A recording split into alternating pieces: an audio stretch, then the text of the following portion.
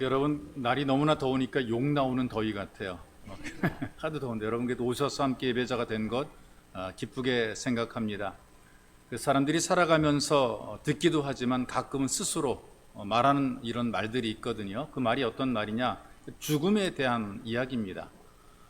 때론 이렇게 얘기를 해요. 확 죽어버리고 싶다, 그런 말도 하지만 죽여버리고 싶다라는 말도 하기도 하죠. 요즘 참 문제입니다. 죽여버리고 싶다라는 그 말 때문에 하여튼 온통 사회가 혼란과 그다음에 두려움 속에 빠져 있죠.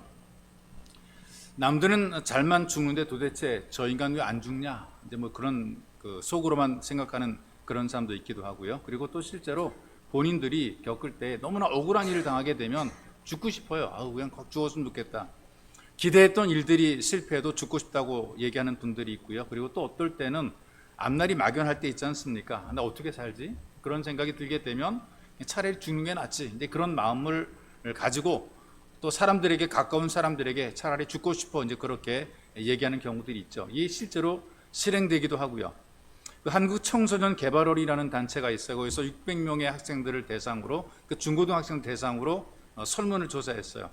나는 가끔 죽고 싶은 충동을 느낀다 라는 것에 대답한 사람, 예 라고 대답한 사람이 600명 가운데 300명이에요. 실제로 아이들의 마음속에 죽고 싶다라는 생각을 하고 있는 아이들이 반이 넘는단 말이죠. 그리고 대학 가기 위해서 수능을 치르게 되는데 시험 본 이후에 가능성이 없으니까 옥상에서 뛰어서 죽는 그런 학생들이 있다는 말이죠. 왜? 대학도 못 갔는데 살아 뭐하나, 죽어버리자, 그러고 죽는 거란 말이에요. 언젠가 고등학교 3학년 학생이 자기 집에서 목매에 자살을 했어요. 가정에서는 가문을 이어갈 외아들인데 막 그냥 난리가 났습니다. 유서를 보니까 이런 유서입니다. 아빠, 나는 컴퓨터가 없습니다. 오래전에 있었던 일이거든요. 컴퓨터가 없는 것 때문에 자살해 죽어요. 또 초등학교 6학년 여자아이가 아파트 옥상에서 뛰어내렸어요. 이 아이도 유서를 남긴 게 있어요. 내가 좋아하는 우리 반 남자아이가 다른 여자애를 좋아한다. 그 어린애가 그냥 뛰어내려 또 죽었단 말이죠. 여러분, 우리가 생각할 때 맹랑하고 별것 아닌 것 같고 얘가 도대체 미쳤지 저런 것 때문에 죽을까 생각하는데, 당사자에게는, 그러니까 제3자에게는 전혀 아무것도 아닌 것들이에요. 근데 당사자에게는 죽고 싶을 만큼 어떤 인생의 끝을 생각하는 경우들이 있단 말이죠. 누가 보든지 앞길에 창창한 젊은이도 자살을 해요. 공부를 잘해가지고 천재들만 들어간다는 과학고등학교를 중학교 1학년 때 들어갔어요. 굉장히 머리가 좋은 영재라고 그러죠. 16살에 한국과학기술원에 최연소 입학을 했단 말이죠. 근데 이 아이가 갑자기 술을 잔뜩 마시고 친구의 호출기에 이제 세상을 잊어버리고 싶다, 그 음성을 남기고 아파트에서 떨어져서 그만 투신했단 말이죠. 왜 죽을까? 도대체 이런 멀쩡한 아이들이 젊은 아이들이 왜 죽을까? 근데 공통점이 어떤 것이냐면은 자기의 문제를 엄청나게 크게 본 거예요. 내 인생의 문제가 너무나 크다. 나 이 문제 가지고 인생 못 산다. 내가 짊어진 인생의 짐이 너무나 무겁다. 나 이 짐 지고 나는 살 수 없다. 근데 다른 사람이 볼 때 별거 아닌 거야. 그까짓 거 아무것도 아닌 거예요. 아니, 대학에 떨어지는 애들이 한두 명이에요? 공부 못한 애들이 훨씬 더 많이 있단 말이죠. 근데 도대체 왜 죽느냐? 그런데 그 아이에게는 이게 엄청나게 큰 문제였다, 그 말이죠. 그래서 문제에 눌려서 낙심하고 절망하게 된 거죠. 일반적으로 죽음을 생각하는 사람들을 보게 되면 누군가에게 죽음을 암시한다 그러죠. 글을 남기거나 전화를 한다거나 요럴 때에 이걸 알고 잡아주기만 하면 다시 이제 살 수 있게 되는데, 이거를 감지를 못하는 경우들이 꽤 있다는 거죠. 50대에 아버지가 딸에게 전화를 했어요. 그 죽음을 암시하는 거죠. 아빠 먼저 갈라 그래. 그게 무슨 말이야? 아니야, 나 먼저 갈라 그래. 느낌이 이상한 얘기네. 앞뒤 다 잘라먹고 나 먼저 갈라 그래. 어디를요? 그냥 나 먼저 갈라 그래. 이렇게 하고 그 아버지가 전화를 끊었어요. 느낌이 싸한 느낌이 들었어요. 친구에게 전화를 걸었어요. 야, 너 내 가족 잘 챙겨야 되겠다. 근데 친구한테 그런 전화를 했어요. 그러니까 딸이 예민해서 아버지의 자살을 예감하고 검찰, 소방본부 거기 위치 쪽을 요청을 했어요. 그랬더니 법 규정이 없다는 이유 때문에 거부를 하게 됩니다. 5시간 이후에 아버지가 시신으로 발견됐어요. 차를 몰아가지고 그만 바다로 그 차를 밀어 넣은 거죠. 위치 추정만 됐더라도 자살을 막을 수 있었는데 이게 안 된 거죠. 사람이 죽으려고 그러는데요, 누군가 말리면 삽니다. 막 자살해 죽고 싶은 사람도 말려주면, 잡아주면 산단 말이 있어. 사실은 안 죽고 싶은데 그렇다고 살고 싶은 용기도 능력도 힘도 없단 말이죠. 솔직히 말하게 되면 죽는 게 두렵습니다. 사는 게 또 힘듭니다. 그러니 살기 싫어 이렇게 얘기를 하게 되는 거죠. 그러니까 죽지 않으려고 하면서도 살기도 싫다는 것입니다. 마음속에 살고 싶은 마음이 있긴 한데 근데 사는 게 힘드니까 죽고 싶은 것이 있죠. 낙심하게 되니까 이런 상태에 빠지게 돼요. 근데 이게 여러분 어떤 특별한 사람만 그러는 것이 아니라 믿음을 가진 사람도 이런 생각 가질 수가 있고요. 믿음으로 살아가는 사람들에게도 이런 충동이 일어날 수 있다는 것이죠. 오늘 이 엘리야를 보게 되니까 이런 상태를 보이고 있어요. 하나님께 쓰임하는 위대한 일꾼이죠. 대단한 사람입니다. 선지자를 대표하는 인물 가운데 한 명이 엘리야라는 말이죠. 그런데 오늘 본문에 보니까 상당히 초라하게 등장해요. 모든 사람이 다 대단한 것 아니고요. 어떤 때는 굉장히 초라해질 때가 있어요. 성경에서 그 악한 사람이 누구냐 꼽으라 그럴 때에 아합이라고 하는 왕을 꼽아요. 그리고 그 아합의 아내인 이세벨이라고 하는 여인을 상당히 악한 사람으로, 그러니까 부부가 다 악한 거예요. 이 이세벨이란 이방 여인이 왕비가 되어서 하나님의 일꾼들을 핍박을 합니다. 남편을 막 충동질 해가지고 자기 민족이 섬기던 우상을 숭배하게 만들고요. 그리고 왕뿐 아니라 자기 남편뿐 아니라 이스라엘 백성들도 우상을 섬기게 만들죠. 그리고 탐욕이 가득한 아주 상당히 교활한 여인입니다. 여러분, 여자가 악하게 되니까요, 남편 따라서 악해지게 되더라고요. 남편을 더 깊은 죄악 속으로 밀어 넣게 됩니다. 인생 속에서 사람을 잘 만나는 게 복이라 그러죠. 그래서 예전에 하는 말들이, 어른들이 하는 말들이 인복이라 이런 말 하게 되는데, 사람 잘 만나는 게 진짜 복이에요. 그런데 예수를 잘 믿는 아내를 만난 남편들은 정말 복 있는 사람들이에요. 뭐 여기 안 온 남편들이 있겠지만 어쨌거나 저쨌거나 아내가 예수를 정말 잘 믿게 되면 그 남편은 진실로 복 있는 사람이 있어.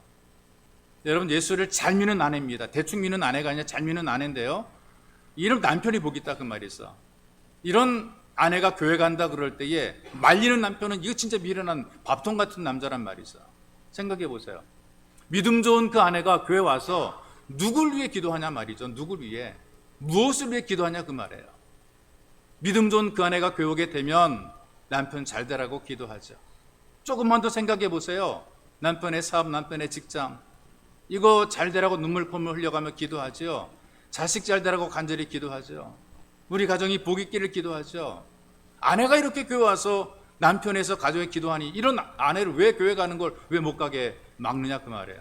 교회 못 가게 막으면요, 불로 들어온 복도 차버리게 되는 거란 말이죠. 제가 아는 분 한 분은요, 남편이 교회 안 다니는 분이에요. 근데 남편이 암으로, 간염으로 계속 치료를, 암이 아니라 간염으로 치료를 받아야 돼요. 자기는 교회 안 나와요. 근데 아내랑 그 아이들에게 열심히 교회 나가라고 헌금까지 챙겨주고 그래요. 조금만 늦으면은 빨리 가야 된다고, 빨리 가라고 막 퇴근해서 교회 보내요. 왜 그러냐? 가서 나 위해 기도하잖아, 이렇게 얘기하는, 나를 위해 기도하는 것을 알기 때문에, 자기를 위해서 기도하는 것을 알기 때문에 빨리 보내라는 거예요. 빨리 교회 가라는 거예요. 근데 여기 이세벨이라고 하는 여인은 외적으로는 매력이 넘칩니다. 성경적인 그 내용 속에 보게 되면 아마 매력 있는 그런 모습으로 등장을 하죠. 근데 남편도 살살 녹입니다. 근데 그런 남편을 악한 길에 빠지게 만드는 거예요. 이런 그 이세벨이 엘리야 선지자에게 협박 편지를 보냅니다. 넌 이제 나한테 죽었어. 한번 걸리기만 해봐. 너 내일이면 끝장이야. 이런 내용의 편지를 보낸 거죠. 독한 여자입니다. 이 엘리야라는 선지자가 아합 왕에게 나가서는 담대하게 큰 소리를 쳤었는데 이세벨에게는 지금 떨고 있는 거란 말이에요. 자기 혼자서 이세벨을 추종하는 450명의 이방 선지자, 우상 숭배하는 선자들을 다 죽였단 말이죠. 백성들을 미혹하는 그런 나쁜 사람들 모두 다 끌어다가 죽인 거란 말이에요. 이 사건 때문에 이세벨이 분노하게 됩니다. 네가 나를 추종하는, 내 말을 잘 듣는, 나를 따르는 선지자들 다 죽인 것처럼 나도 너를 죽이겠다는 겁니다. 근데 지금 이 본문의 내용이 어떤 것인가? 죽기 싫어서 도망하는 거거든요. 광야에 이르러서 하나님께 살기 싫다 그래요. 그리고 죽기 싫다, 나는 죽고 싶다는 것이죠. 이 내용을 제가 한번 읽어보니까, 분석해 보니까 굉장히 재밌습니다.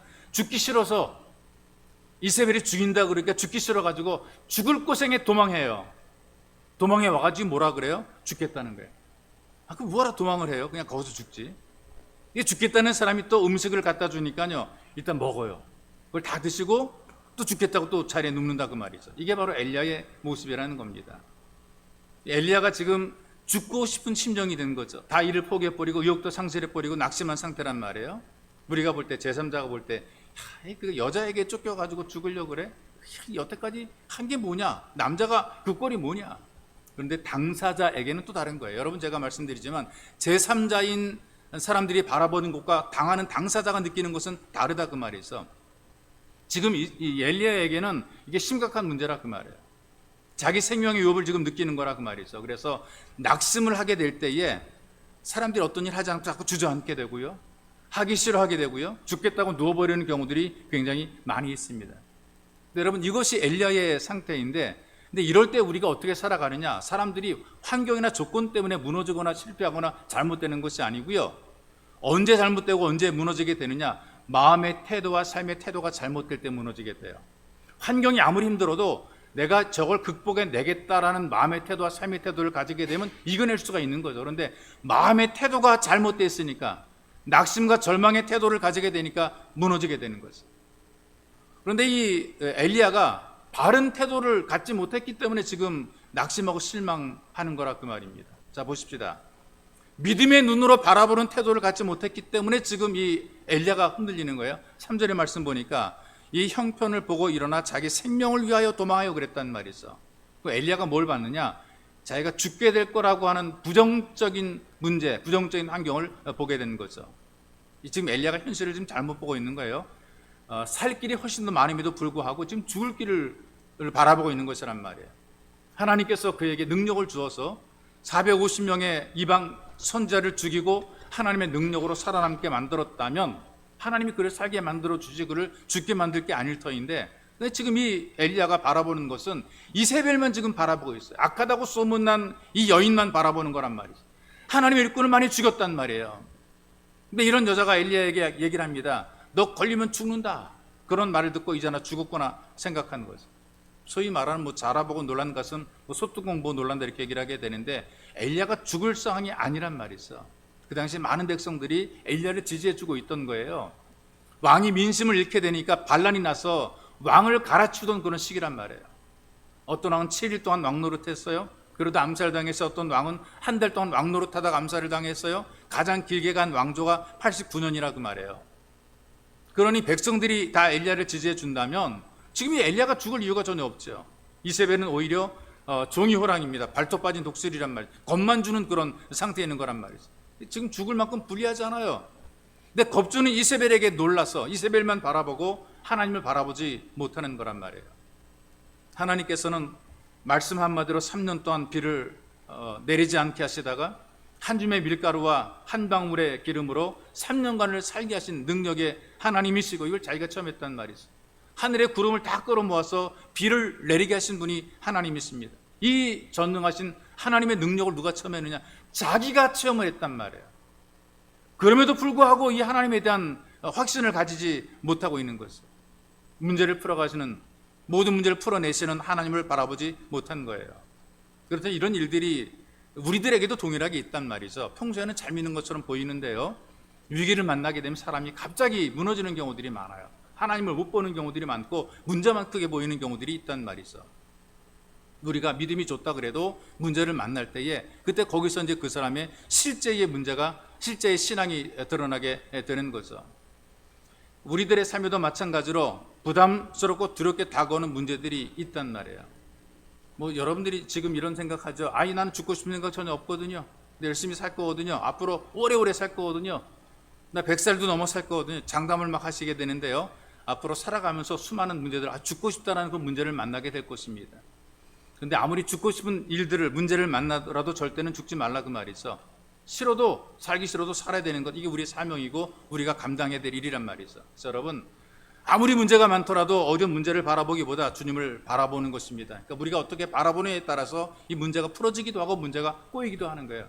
여러분들이 어떤 걸 바라볼 것인가를 잘 생각해야 돼요. 여러분, 쥐를 볼 때 어떤 생각이? 쥐 볼 때 징그러 이렇게 느낀단 말이죠. 여러분 발밑에 지금 쥐가 막 기어다닌다고 생각해 보세요. 진저리가 막 날 겁니다. 어떤 청년이 거처가 없어요. 그래서 교회 다락방에서 생활하게 되죠. 그 다락방은 쥐가 들락거립니다. 이 가난한 청년이 쥐가 들락거리는 거처에서 굉장히 불편하게 살아갑니다. 때로는 쥐가 발가락 물기도 하고 막 그래요.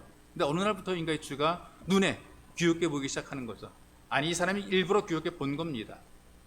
이 주를 귀엽게 본 거죠. 그래서 이 주가 자기 모델로 삼았어요. 괴롭히는 주가 아니라 이 눈앞에 왔다 갔다 거리고 자기 발가락을 물고 이런 이 주를 바라보면서 이 주를 모델로 만화를 그렸습니다. 그 그림이 어린 아이들에게 폭발적인 인기를 끌었던 미키마우스라고 하는 그런 그 만화, 애니메이션인 만화 영화죠. 아이들에게 얼마나 인기가 많았는지 모릅니다. 자기 방에 들락거리는 쥐를 문제거리로 바라보는 것이 아닙니다. 이거 고민하는 것이 아니라 이 문제를 이용해서 태도를 바꾸니까, 바라보는 삶의 태도를 바꾸게 되니까 그것이 오히려 자기 문제를 풀어가는 거죠. 세계적인 인물이 되었어요. 미국에 가게 되면 유명한 그 가족 관광지가 있지 않습니까? 디즈니랜드라고 놀이시설이 있단 말이죠. 할머니들이 디즈니랜드 발음이 잘 안 되니까 디질런 이렇게 막 얘기를 하고 그래요. 디즈니랜드라는 거, 이게 골치 아픈 쥐 때문에 성공적인 작품이 만들어지게 된 거란 말이죠. 사람들이 죽고 싶은 이유가 왜 그러냐? 문제를 다른 것보다 크게 봤기 때문에 그런 거죠. 문제만 바라보니까 문제가 점점 커지게 됩니다. 죽겠다 생각하게 되니까 정말 죽을 일들이 계속해서 보이게 되는 거예요. 근데 불신앙의 눈으로 바라보게 되니까 문제 때문에 살기 싫어지게 되고 죽을 일들이 쌓인 것처럼 보여지게 됩니다. 그런데 믿음의 눈으로 보니까 문제 때문에 더 좋아지게 되고 문제 때문에 성공하게 되는 것이 있어요. 문제가 많고 고민이 있을 때에 하나님의 손길이 가까워진 걸 느끼게 되는 거예요. 평상시에는 몰랐었는데 내가 힘들고 내가 어려워지게 되니까 내가 주님께 또 나가게 되고 기도하게 되니까, 그러니까 하나님의 손길을 더 경험하게 되는 거란 말이죠. 이게 전에 알지 못했던 하나님의 살아계심이 와닿아지는 거예요. 어려우니까, 힘드니까, 절망 가운데 있으니까 하나님이 더 가까이 느껴지게 되는 거란 말이죠. 자, 여러분, 태도입니다. 문제만 보았던 여러분들의 삶의 태도가 이제는 문제 해결사인 예수를 바라보시기를 바랍니다. 여러분과 제가 사는 세상은 살만한 세상이거든요. 믿음으로 살게 되니까 우리가 사는 삶이 황홀한 삶을 살게 돼요. 이렇게 기쁘고 감격적인 삶이 어디가 있습니까? 여러분과 제가 사는 세상이 정말 좋은 세상이란 말이죠. 황홀한 세상입니다. 믿음의 눈으로 바라보는 확실한 태도로 여러분들 귀하게 쓰임받으시기, 이 세상에서 쓰임받으시기를 주님의 이름으로 축복합니다. 또 한 가지, 도피하지 말고, 어떤 문제를 도피하지 말고 하나님께 기도하는, 좀 이렇게 뭔가 좀 풀어가겠다는 그런 태도가 좀 필요하다고 생각이 돼요. 우리가 어떤 문제가 생겨 있을 때 자꾸 도피하다 보게 되면 최후의 방법이 뭐냐 하면요, 죽고 싶은 거예요. 이리 피하고 저리 피하다 마지막까지 피하는 최후의 도피 방법이 에라 죽으면 그만이지, 이런 생각한단 말이에요. 에라 죽으면 그만이지. 그러니까 지금 문제를 겪고 있는 많은 사람들이 갖고 있는 생각 가운데 하나가, 하려고는 해요. 근데 하려고 하다가 안 될 때에 마지막에 그 사람이 선택하는 선택이 어떤 것인가? 에이, 차라리 죽으면 그만이지, 이런 생각 한단 말이죠. 자, 3절에 보십시다. 이 형편을 보고 일어나 자기 생명을 위해 도망하여 유다에 속한 부엘세바에 이르러, 이렇게 얘기를 하고 있는데요. 지금 엘리야가 생활하는 곳은 어디냐? 북쪽입니다. 북이스라엘 쪽이거든요. 그런데 지금 어디로 가느냐? 남쪽, 남왕국 유다로 지금 도피하고 있어요. 왕국을 넘어서 도피한단 말이에요. 그것도 유다의 최남단 쪽에 있는 부엘세바라는 것. 남쪽에 저 끝에 있는 부엘세바라는 것. 그럼 거기 넘어가면 뭐가 있느냐? 사람이 살 수 없는 불모지거든요. 삭막한 광야입니다. 이건 우리에게 중요한 교훈을 주는데, 한번 도망하거나 도피하기 시작하게 되면 갈 곳이 없는 곳까지 가게 된다는 것. 내가 한번 피해가고 내가 도망가기 시작하잖아요. 그 끝까지 몰려있는 거예요. 어디까지 몰리냐? 더 갈 데 없는 막장까지 몰려가게 돼 있단 말이죠. 도망하면 안전할 것 같은데 가면 갈수록 절망의 끝으로 가게 돼 있어요. 우리 요즘 오징어 게임 같은 것, 추억의 게임들이 많았는데, 어릴 적에 술래잡기들 요즘에 애들이 이런 거 안 하는, 이 추억의 놀이를 참 안 하니까 참 안타까운데, 술래잡기를 해본 사람들이 꽤 많을 겁니다.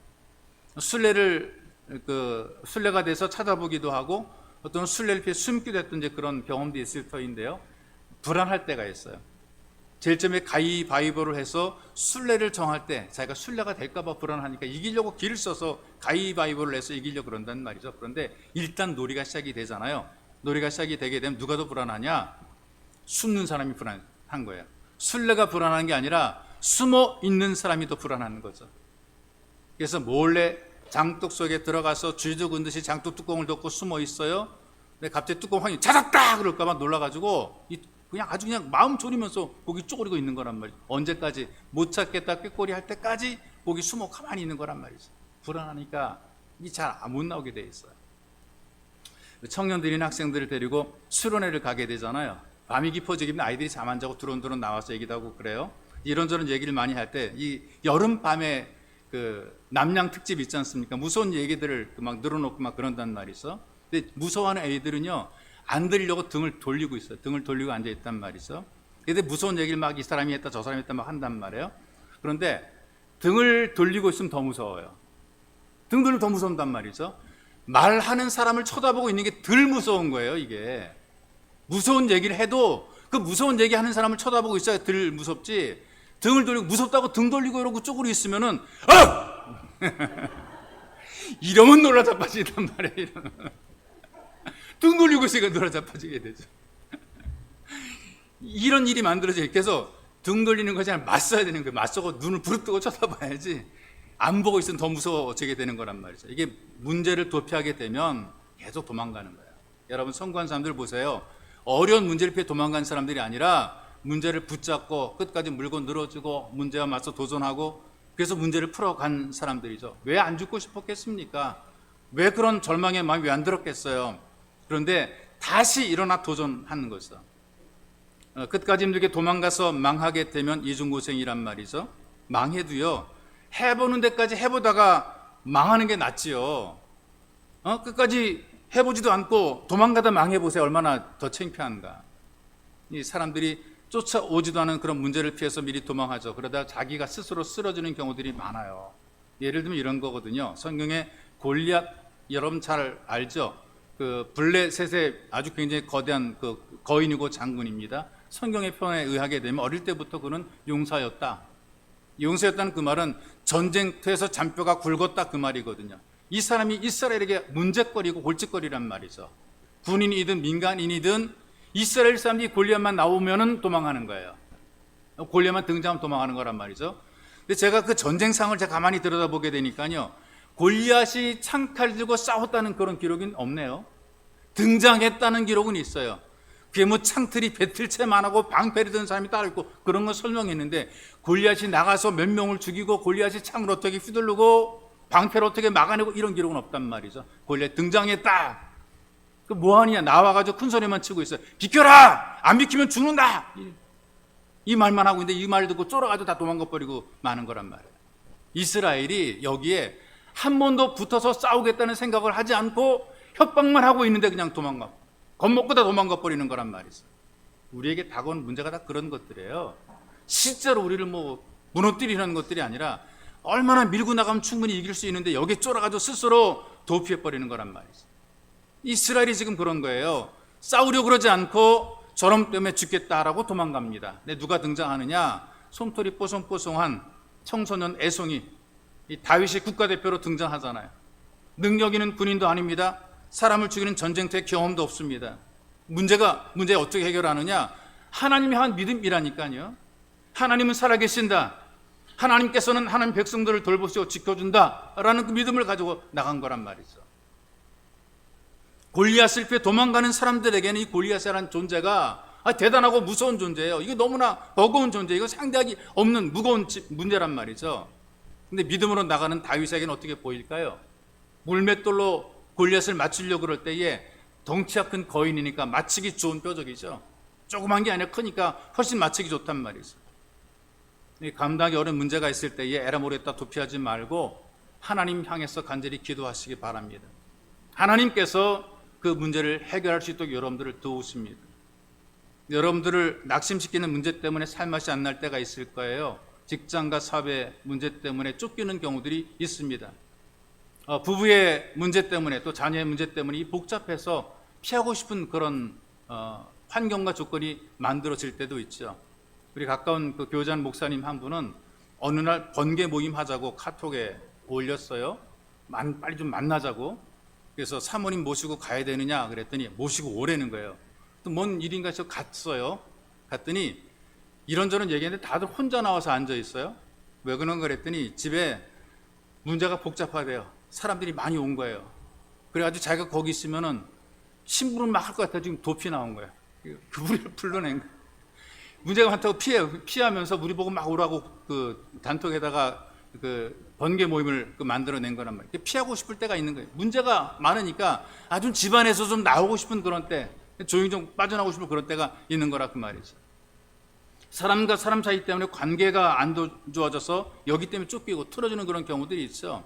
어떻게 살아가야 될지 모르는 막막한 미래가 또 있잖아요. 해도 안 되고 내가 뭘 하지 어떻게 하지 그런 막막한 미래 때문에 우리가 불안하고 쫓기게 되는 거란 말이에요. 그래서 어떤 분은요 내일이 오는 게 두려운 분들이 있어요. 그냥 차라리 내일이 안 왔으면 좋겠어. 나 그냥 계속 이렇게 잤으면 좋겠어. 눈 뜨는 게 나 싫어. 이런 사람이 있더란 말이죠. 이럴 때 우리가 주저앉으면 안 됩니다. 하나님 향해서 우리가 기도하는 태도라 그랬잖아요. 우리 태도가 여기에 굴복하는 태도가 아니라 하나님께 기도하는 거예요. 될 대로 대로 포기하는 것이 아니라 우리가 기도가 생활화가 되는 것이 있어. 그래서 하나님 앞에 기도로 도움받게 되면 어떤 문제라도 해결이 가능한 것입니다. 그래서 여러분들이 세상의 협박에 굴복하지 마시고 어떤 세상의 문제에 눌리지 마시고 기도로 회복이 되어서 힘있게 쓰임 받으시기를 주님의 이름으로 축복합니다. 그리고 또 한 가지는 현실을 인정해야 돼요. 이게 자꾸 현실 도피하려고 그러지 마시고요. 현실 인정해야 된단 말이에요. 4절에 보니까요. 죽으려는 이유를 밝히거든요. 여호와의 넉넉하오니 지금 내 생명을 거두시옵소서. 나는 내 조상들보다 낫지 못한 아이다. 이렇게 얘기를 하고 있는데 이 내용이 속내가 어떤 것인 줄 아세요? 나는 할 만큼 했으니 이제 나 죽겠습니다. 왜냐하면 열심히 하나님께 충성했는데 내가 뭐 나은 게 뭐가 있습니까? 내가 더 살아봤자 아무것도 할 일도 없습니다. 자기 스스로 자기가 기준을 딱 정해놨어요. 어떤 기준이냐? 조상보다는 나아야 되지 않겠는가? 이보다 못하는 내가 살아 뭐하냐 이 말이란 말이죠. 이거 우리가 입장을 바꿔 생각하면 이렇습니다. 여러분들이 성공했어요. 한 번 성공하게 되면 그 다음에 또 성공해야 되는 것으로 생각하잖아요. 인생이란 게 그런 게 아니거든요. 맨날 성공만 합니까? 하다가 실패도 많이 하지. 여러분들이 잘 되는 일만 있는 게 아니잖아요. 안 되는 것도 많잖아요. 한 번 잘 되는데 자동으로 계속 잘 되는 것 아니거든요. 아닙니다. 우리 마음속에, 삶 속에, 현실 속에 정말 잘 되고 싶어도 안 되는 경우들이 많아요. 조건도 환경도 좋은데 이건 정말 내 거야 그런데 내게 안 되는 경우들이 있어요. 이건 될 거야 그랬는데 안 되는 경우들이 있단 말이죠. 그렇게 살다 보게 되니까 잘 될 때도 있지만 안 될 때도 있어요. 이길 때도 있지만 질 때도 있어요. 이런 삶이 바로 여러분과 제가 사는 삶입니다. 근데 문제는 잘 되다가 안 될 때에 과거에 잘 된 것만 생각하니까 문제예요. 현실을 인정하지 않으니까 문제가 되는 거예요. 전에는 이러지 않았는데 낙심하죠. 내가 예전에는, 내가 왕년에는 아니요. 지금 왕년과는 다르단 말이죠. 환경과 세월이 달라졌는데 어떻게 똑같겠어요. 넓게 좋은 집에 살다가 좁은 집으로 이사 가게 되면 죽을 것만 같아. 막 숨이 막 막히는 것만 같아. 아니 뭐 그럴 수 있지. 맨날 큰 집에서만 사실 겁니까? 맨날 1등만 하던 학생이요 2등 하게 되면 살기 싫어지게 되는 거예요. 내가 왜 2등을 했어? 나 맨날 내가 1등 해야 되는데 막 정말 미칠 것만 같은 거예요. 애들 보면 환장하게 돼. 내가 1등을 해야 되는 1등 자리 놓치는 것에 대해서 엄청나게 압박을 받는단 말이죠. 여러분 1등 하다 2등도 할 수 있지. 3등도 할 수가 있지. 뭐 그거 가지고 그렇게 고민을 합니까? 이 환경, 내게 주어진 환경, 현실 이렇게 인정하면 되는 거예요. 잘 되면 좋은데 안 되면 그냥 누워버리는 경우들이 많단 말이죠. 그렇지 않습니까? 인생이라는 것이 오르락 내리락 하거든요. 한번 보십시다. 앞으로 세 발짝 걸어 나갔거든요. 그러다가 한 걸음 뒤로 물러갔어요. 그 결과 어떻게 된 겁니까? 결론적으로 보니까 한 걸음 내가 뒤로 왔지만 그래도 두 걸음 간 게 있으니까 여전히 난 지금 앞으로 가고 있는 거란 말이죠. 그래서 뭐 1보 전진, 뭐 3보 후퇴 뭐 그런 말 가다가 후퇴도 하죠. 그런데 앞으로 좀 더 가면 되지. 결국에 우리는 한 걸음씩 더 나가는 것 아니에요. 그런데 불구하고 어떻게 이럴 수 있느냐고 그냥 내가 그럴 줄 알았다고 가다가 누워버리는 경우들이 많아. 가다가 좀 뒤로 물러갈 때도 있지. 왜 그것 때문에 못하냐 말이죠. 환경이 어려워지게 되니까 잘 감당하던 사람도 낙심하게 돼요. 잘 나가다 안 되면 낙심하게 되죠. 잘 될 줄 알았다 안 되면 실망하죠. 꿈인가 생신가 그러는데 지금 실패한 모습 이게 현실이거든요. 너무 염려할 필요 없습니다. 바꿀 수 없습니다. 그냥 그 자리가 실패한 자리가 내 자리고 내 현실이에요. 그럴 수 있는 거예요. 가지고 뭐 다음에 내가 잘하면 되는 거지. 지금 내가 떨어졌어도 다음에 붙으면 되지 뭐. 이렇게 우리가 인생을 살면 된단 말이죠. 근데 엘리야가 지금 로뎀나무 쭈그려 앉아가지고 죽으려고 그러잖아요. 이 로뎀나무가 생명력이 굉장히 강한 나무거든요. 가지나무예요. 햇빛을 가려주는 나무도 아니고요. 근데 로뎀나무라고 하는 거, 로뎀이라는 것을 어떤 분들은 굉장히 쉼이 있는 이 쉼이 있는 그런 나무로 하는데 가시나무예요. 땡볕 다 들어오고 그 안에 들어가서 머리 뒤밀고 있으면 정말 아주 머리가 벗겨질 정도로 그렇게 별것 잎사귀 없는 그런 나무거든요. 그런데 생명력이 대단한, 왜? 사막에서 자라는 나무기 때문에 그렇습니다. 그래서 웬만한 가뭄 다 견뎌내죠. 사막의 폭풍에도 살아남죠. 왜? 뿌리가 깊이 박혔기 때문에 그렇습니다. 하나님께서 로뎀나무로 인도하신 이유와 목적이 있을 거 아니겠어요? 좀 생명력 있는 이 나무를 바라보면서 좀 견뎌내라. 여기 사막에서 또 이 견뎌내는 것 좀 보고 너도 좀 견뎌내라. 아마 이런 교훈을 주는 것만 같아요. 현실, 여러분과 제가 사는 현실, 불편하고 힘들고 어려울 수 있어. 그러나 그 때문에 낙심할 이유는 없다, 그 말이죠. 태도를 바꾸면, 우리가 바른 태도를 가지면, 이걸 인정하고 내가 주님 의지하게 되면 얼마든지 우리는 살아남는 다른 길들이 우리에게 있더란 말이죠. 믿음이 없는 사람도 이걸 해내더라니까요. 누구냐 하면 천년 영웅이라고 불려졌던 사람인데요, 징기스칸이라는 사람입니다. 현실을 극복해낸 사람이죠. 이분이 쓴 글이 굉장히 큰 감동이 돼서 제가 오래도록 이걸 기억하고 있고 이걸 기록해 놓고 있고 설교 예화로도 쓰고 그랬어요. 이런 그 글을 남겼더라고요. 집안이 나쁘다고 탓하지 말라. 나는 9살 때 아버지를 잃고 마을에서 쫓겨났다. 가난하다고 말하지 말라. 나는 들쥐를 잡아먹으며 연영했고 목숨을 건 전쟁이 내 직업이고 내 일이었다. 작은 나라에서 태어났다고 말하지 말라. 그림자 말고는 친구도 없고 병사로만 10만, 백성은 어린이만 노인이까지 합쳐 200만도 되지 않았다. 배운 게 없어 힘이 없다고 탓하지 말라. 나는 내 이름도 쓸 줄 몰랐으나 남의 말에 귀 기울이면서 현명해지는 법을 배웠다. 너무 막막해서 포기해야 됐다고 말하지 말라. 나는 목에 칼을 쓰고도 탈출했고 뺨에 화살을 맞고 죽었다 살아나기도 했다. 적은 바깥에 있는 것이 아니라 내 안에 있었다. 내가 나를 극복하는 순간 나는 징기스칸이 되었다. 여러분, 이게 불신자인 징기스칸이 고백이에요. 현실을 극복하면서 영웅이 되는데 천년 영웅이라는 별명을 얻게 된 것입니다. 여러분, 눈을 까디집고 봐도 여러분들의 현실이 갑자기 달라지는 경우는 거의 없어요. 그러나 기억하십시오. 아무리 실패해도 하나님의 위로와 사랑은 여전하고 동일합니다. 똑같이 여러분들에게 사랑과 은혜가 베풀어지게 되죠. 우리가 소위 말하는 쪽팔리게 부끄럽게 살아와도 하나님께서 우리를 그대로 받아주십니다. 우리 믿음이 부족했어요. 그러나 그럼에도 주님께서 우리를 위로해 주십니다. 이게 성도의 현실이거든요. 때로 우리가 이 땅에 나가 살아갈 때에 먹고 살기 위해서, 목에 풀칠하기 위해서 눈치 보거나 비굴하게 살았을 수 있어요. 그러나 그럼에도 불구하고 그래도 우리를 사랑해주고 우리를 품어주시는 것이 하나님의 사랑이고 이것이 우리의 현실입니다. 사는 게 창피해서 살기 싫은데 주님께서는 구겨진 우리의 자존심을 어루만져 주시고 우리를 위로하는 거예요. 그리고 새 힘을 계속 공급해 주는 거죠. 우리에게 길을 열어주십니다. 주님께서는 우리들에게 이렇게 은혜를 베풀어 주시고 이 은혜를 줬던 이 엘리야는 다시 일어나서 하나님께 격에 쓰임받는 길을 가게 된 것이고 자기 일을 하게 된 것입니다. 하나님은 지금도 예배를 통해서 사람들에게 위로와 힘을 주시고 쓰임받게 합당하도록 여러분들을 도우시고 여러분들 이끌어 가십니다. 그러니 넘어진 태도를 바꾸어서 벌떡 일어나시기를 바랍니다. 문제가 많아도 믿음의 눈으로 바라보니까 별것 아니고요. 아무리 살기 어려워도요, 주님께 요청하게 되면 주님의 도우심 받아 얼마든지 극복할 수가 있고요. 또 아무리 내가 삶의 현실이 절망적인 현실이라도 주님 붙잡고 우리는 일어날 수가 있습니다. 내 삶의 태도가 분명해야 됩니다. 확실을 해야 됩니다. 우리의 삶의 태도가 하나님 향해 확실해서 쓰임받는 예배자가 되시기를 주님의 이름으로 축복합니다. 이제 우리 기도하기 원하는데 기도할 때 주의 말씀이 우리의 기도의 제목이 되었으면 좋겠어요. 여러분의 환경이 어떠십니까? 지금의 처지가 어떠십니까? 지금 마음이 어떠십니까? 여러분들에게 삶의 문제로 무거운 짐으로 힘들고 어렵습니까?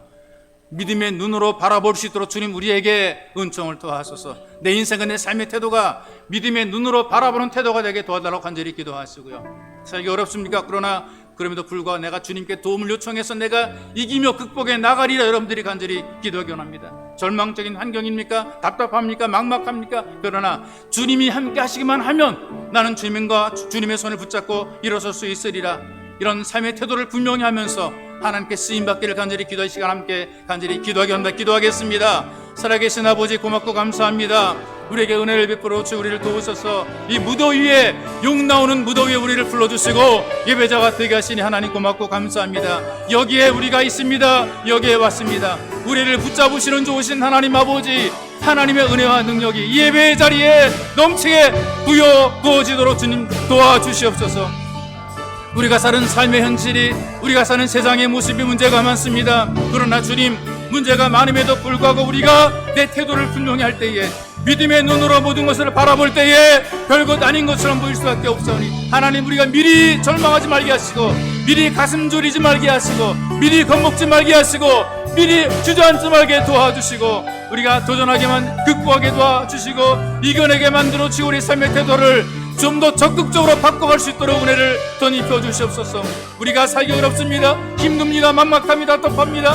하나님 아무리 살펴봐도 길이 없습니다. 그러나 지금 우리는 내가 부르시는 하나님 아버지 계시니 주여 우리가 하나님께 도움을 요청하게 만들어주시고 하나님의 도움받아 우리가 능력을 힘입어서 이 모든 문제를 극복하며 해결할 수 있도록 주님 우리를 도와주옵소서. 이런 체험들이 있기 원합니다. 예배의 자리에 기도하며 간구할 때에 우리를 도우시는 하나님의 은혜가 각 사람에게 임하게 만들어주시고 저들의 문제를 해결하며 극복하여 하나님의 살아계심을 누리며 살아가도록 전능하신 아버지 우리를 도와주시옵소서. 또 우리가 절망적인 현실일지라도 주님이 함께 하시기만 하면, 주님이 내 손을 붙잡아 주시기만 하면 우린 일어설 수 있사오니 하나님 아버지, 우리가 주님의 말씀을 또 붙잡고 주님과 함께 일어설 수 있도록 은혜를 덧입혀주시고 성령의 충만한 덧입혀 주시옵소서.